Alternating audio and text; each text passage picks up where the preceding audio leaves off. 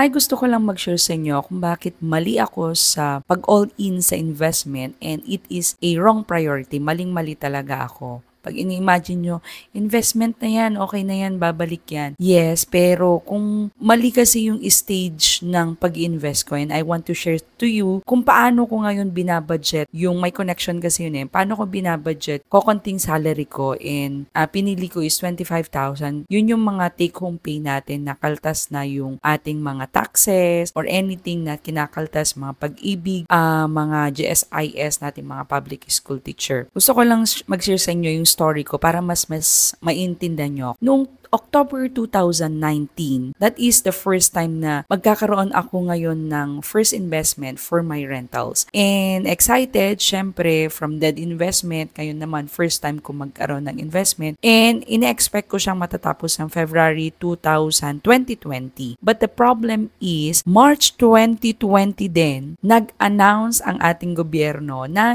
magla-lockdown. And that is my frustration kasi first time ko nga hindi nga dead investment. Pero, hindi siya babalik sa akin. Ang problema ko is salary deduction. Yung sa akin, inutang ko siya. And one thing more, inumutang na ako sa nanay ko kasi kulang. And another is, nag-all-in ako lahat dun sa may savings ko. Talagang puno talaga. Kasi sabi ko, investment to, all-in na natin, babalik din naman. Yun, in-expect ko kasi, di ba, pag rentals every month, babalik. So, yun yung pangdagdag ko na ngayon dun sa magiging sweldo ko. Yun ang naging problema. Kabado ako kasi alam ko na pag tinamaan ng pamilya ko sa COVID ay kauutang ko lang Sana ko ngayon pupulutin, saan kami pupulutin. And I'm praying na hindi. Wala akong naging ibang solution kundi prayer. And syempre dun sa budgeting hindi naman tayo lumalabas. And that's the reason why nag-change ang budgeting ko nitong hanggang ngayon. Kahit na meron po tayong tuloy-tuloy na rentals,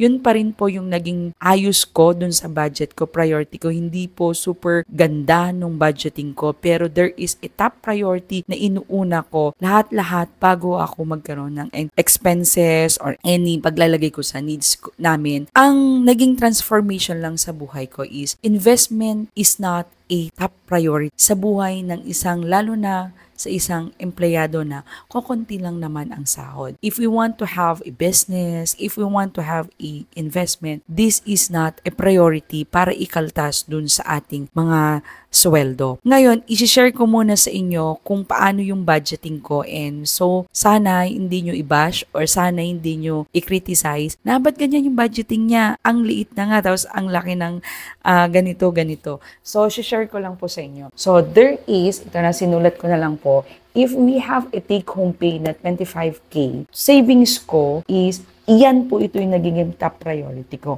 Since napupunta yung investment ko dito sa my loan, dito po napunta yon yung investment ko. So, savings ko, that is my top priority, 10% talagang kaltas. And my second priority, which is I believe na God is helping me all the way of my strength sa pagtatrabaho is on my another 10% is for God. Dati hindi naman ganyan konti-konti lang. Pero syempre, as we practice yung pagbibigay, lumalaki. And I'm praying na lumaki pa to. Sa food, 6,000 po muna. We have extra naman ng mga trabaho. So, madadagdagan pa po yan. Just on my budgeting. And then, sa kuryente, 1,400. Sa loan, dito na po napunta yung loan ko ngayon. Yan. And then, 8,000 siya. Sa gas, syempre, hindi po pwedeng mawawala yan. Sa motor ko po ay 1,000. Wala pa po yan yung maintenance. And 3,000 po naman sa car kung every week ay lalabas yan. And wala pa po dyan yung allowance, wala pa po dyan yung, syempre, we want to spend our yan play, we want to spend naman for the wants and maintenance ng sasakyan. Wala pa po lahat yan. But what my point here is, the top priority is emergency fund. That's why savings is my top priority kasi pumupunta ngayon sa emergency fund. Ngayon, for the emergency fund is, dalawa po yung na-learn ko. Yung tinuturo po sa atin, kahit ano pong panoorin natin mga YouTube, is emergency fund na 3 to 6 months. Pero ang nagiging problema ko dito is hindi ko mapuno-puno agad. Kasi nakita nyo naman, kulang pa yung 25K. Hindi ko siya ma-save-save. Ang nagiging problema kasi along the way habang nagsisave ay nahihirapan tayong punuin kasi nahuhugot. The other emergency fund na gusto ko pong i-share sa inyo is yung beginner or starter emergency fund, which is 15,000 lang to 1 month. So kung ang sweldo lang natin is 25,000 or 30,000 na take-home pay, doon na po tayo para yun yung priority natin na 15 to 25. Halimbawa lang po yung beginner, no? Habang tayo ay nagbabay ng loan, habang tayo ay may mga needs, bigla ang along the way in between is nagkasakit yung anak mo. Di ba? Papadoktor mo, pwede kang mag-spend kasi dyan ng 5,000 to 10,000. Yeah, pa-doktor, mga expenses, basta ganun na yung average nun. No? Point ko dun is, pag meron kang buffer fund or starter emergency fund na gagamitin, pwede mo na yun i-suffice.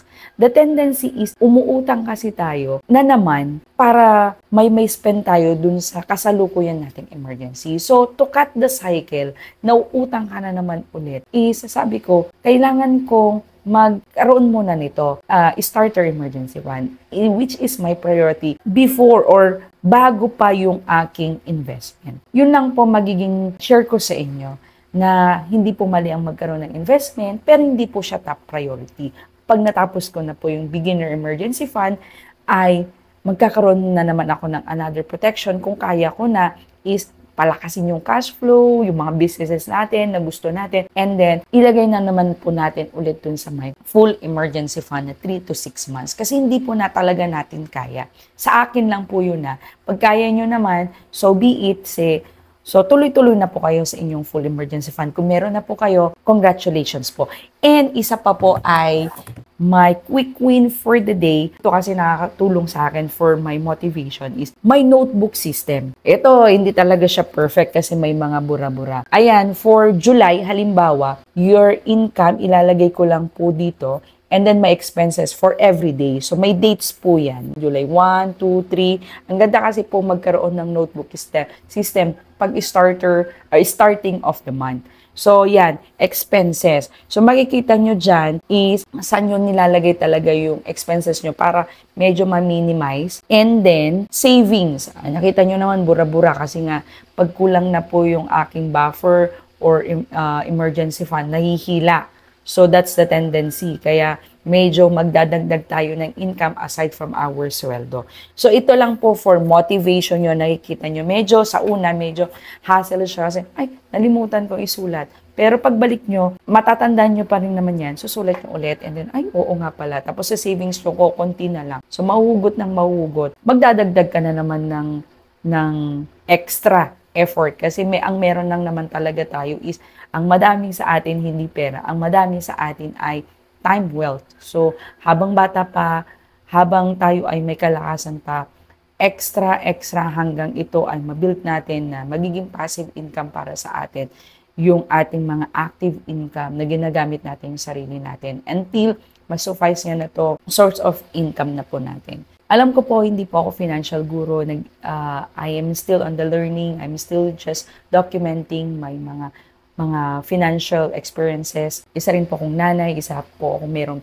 full-time job, natututo, nagkakamali. Pero sabayin niyo po ako, parehas po tayong matuto, and sabay-sabay mo tayong umangat sa buhay.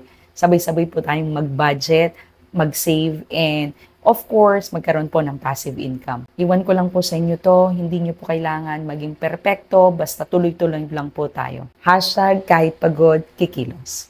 Paalam po muna. Please don't forget po pala to subscribe on my channel kung may tutunan ka naman po sa video na ito. Please comment down below kung nakarating ka sa end po ng video ko, notebook system. See you po on my next vlog.